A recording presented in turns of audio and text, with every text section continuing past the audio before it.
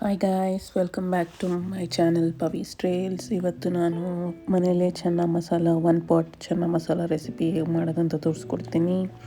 ಮೊದಲು ಒಂದು ಕುಕ್ಕರ್ ತೊಗೊಂಡಿದ್ದೀನಿ. ಕುಕ್ಕರ್ಗೆ ಒಂದು 3 ಪಲಾವ್ ಎಲೆ, ಒಂದು 4-5 ಚಕ್ಕೆ, 1 ಇಂಚು ಮತ್ತು 4-5 ಲವಂಗ, ಒಂದು ಅರ್ಧ ಸ್ಪೂನಷ್ಟು ಜೀರಿಗೆ ಹಾಕ್ಕೊಂಡಿದ್ದೀನಿ. ಇದಾದಮೇಲೆ ನಾನು ಅರ್ಧ ಈರುಳ್ಳಿಯನ್ನು ಕ್ಯೂಬ್ಸ್ ಆಗಿ ಕಟ್ ಮಾಡಿಕೊಂಡು ಸೇರಿಸ್ಕೊಂಡಿದ್ದೀನಿ. ಈರುಳ್ಳಿ ಚೆನ್ನಾಗಿ ಫ್ರೈ ಆಗಬೇಕು. ಈರುಳ್ಳಿ ಫ್ರೈ ಆಗ್ತಾ ಇದ್ದಂಗೆ ನೀವು ಇದಕ್ಕೆ ಸ್ವಲ್ಪ ಉಪ್ಪು ಸೇರಿಸ್ಕೋಬೇಕು. ಇದಾದಮೇಲೆ ನಾನೊಂದು ಮಿಕ್ಸಿ ಜಾರ್ಗೆ ಶುಂಠಿ 1/4 ಇಂಚು, ಒಂದು ಸ್ವಲ್ಪ ಬೆಳ್ಳುಳ್ಳಿ, ಒಂದು 4 ಎಸಲಷ್ಟು ಬೆಳ್ಳುಳ್ಳಿ,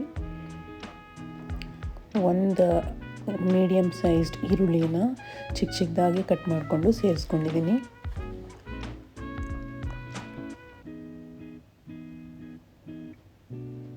ಇವಾಗ ಒಂದು ದೊಡ್ಡದು ಹಸಿಮೆಣ್ಸಿನ್ಕಾಯಿ, ಖಾರದ ತಕ್ಕನಾಗೆ ಬೇಕಾಗಿ ಎಷ್ಟು ಬೇಕೋ ಅಷ್ಟು ಸೇರಿಸ್ಕೋಬೋದು.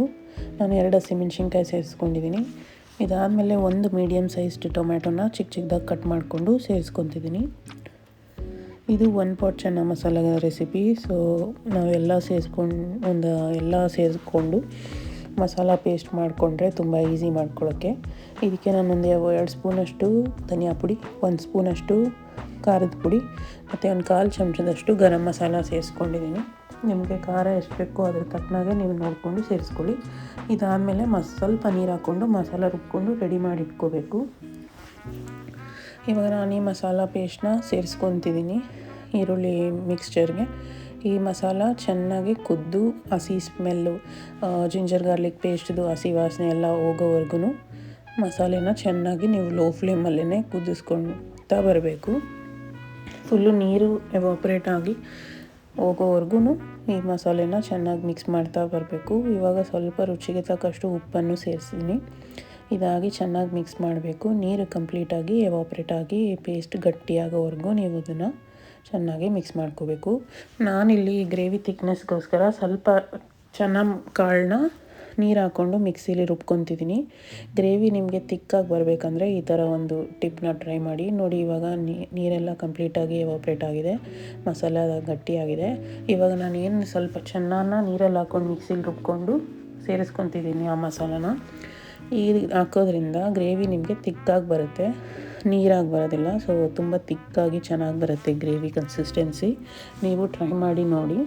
ಒಂದು ಹಿಡಿಯಷ್ಟು ಕಾಳನ್ನ ನೀರು ಹಾಕ್ಕೊಂಡು ಮಿಕ್ಸಿಲಿ ರುಬ್ಕೊಂಡು ಸೇರಿಸ್ಕೊಂಡಿದ್ದೀನಿ ಅಷ್ಟೇ. ಜಾಸ್ತಿ ಏನು ಕಾಳು ಹಾಕೋ ಅವಶ್ಯಕತೆ ಇಲ್ಲ. ಜಾಸ್ತಿ ಹಾಕ್ಕೊಂಡ್ರೆ ಜಾಸ್ತಿ ಹಸಿ ವಾಸನೆ ಬರುತ್ತೆ. ಸೊ ಒಂದು ಹಿಡಿ ಹಾಕ್ಕೊಂಡು ಮಿಕ್ಸಿಲಿ ರುಬ್ಕೊಂಡು ಸೇರಿಸ್ಕೊಂಡಿದ್ದೀನಿ. ನೋಡಿ ಥಿಕ್ನೆಸ್ ನೋಡಿ ಗ್ರೇವಿದು ಹೆಂಗಿದೆ ಅಂತ. ಇದನ್ನು ನೀವು ಚಪಾತಿ, ಪೂರಿ, ಗೀ ರೈಸು ಇದ್ರ ಜೊತೆ ಇಲ್ಲರೆ ನಾರ್ಮಲ್ ರೈಸ್ ಜೊತೆನೂ ಸರ್ವ್ ಮಾಡ್ಬೋದು. ಇದಾದಮೇಲೆ ನಾನು ಸ್ವಲ್ಪ ಲಾಸ್ಟಲ್ಲಿ 1 ಸ್ಪೂನಷ್ಟು ಚೆನ್ನ ಮಸಾಲ, ಸ್ಟೋರ್ ಬಾಟ್ ಯಾವ್ದಾದ್ರು ಮಸಾಲ, ಚೆನ್ನ ಮಸಾಲ ಪೌಡರ್ನ ಸೇರಿಸಿದ್ದೀನಿ. ಇದಿಲ್ಲ ಅಂದರೆ ನೀವು ಸ್ಕಿಪ್ ಮಾಡ್ಬೋದು, ಹಾಕಲೇಬೇಕು ಅಂತ ಇಲ್ಲ. ಇದಾದಮೇಲೆ ಕುಕ್ಕರ್ನ ಕೂಗಿಸ್ಬೇಕು. ಒಂದು 4-5 ವಿಸಿಲ್ ಬರೆಸ್ಬೇಕು. ಯಾಕಂದರೆ ಕಾಳು ಮುಂಚೆನೇ ಬೇಯಿಸ್ಕೊಂಡಿಲ್ಲ. ಇದು 1 ಪಾಟ್ ರೆಸಿಪಿ. ಟ್ರೈ ಮಾಡಿ.